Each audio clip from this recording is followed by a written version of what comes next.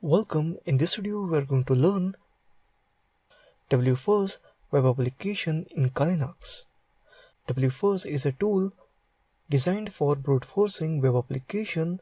It can be used for finding resources not linked like directories, servlets, scripts, etc.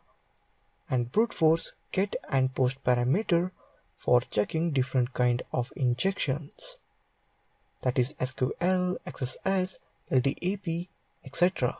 Brute force forms parameters, that is user ID or password, fuzzing, etc. Some features: multiple injection points capability with multiple dictionaries, recursion when doing dictionary brute force, post, headers and authentication data brute forcing, output to HTML, colored output, hide result by written code, word numbers, line numbers, regex, cookies fuzzing, multi-threading, proxy support, SOC support, time delays between requests, authentication support, all parameters brute forcing, post and get, multiple encoders per payload, payload combination with iterators, baseline request, brute force HTTP methods, multiple proxy support, head scan, dictionaries tailored for known applications like WebLogic, iPlanet, Tomcat, Domino, Oracle, Oracle 9i, WigNet, ColdFusion, and many more. Let's open terminal and type wfuzz web application brute forcer. Here you can see that basic usage, user bin, wfuzz options, space URL.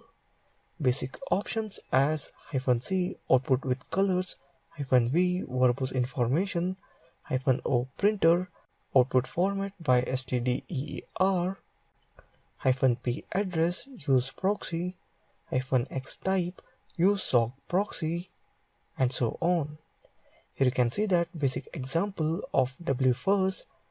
Let's use color output, that is -c, a word list as a payload, -z file, user share wfuzz word list, general, and finally common.txt, and hide 404 message, that is -hc 404 to fuzz the given URL, that is 107.180.54.186/fuzz.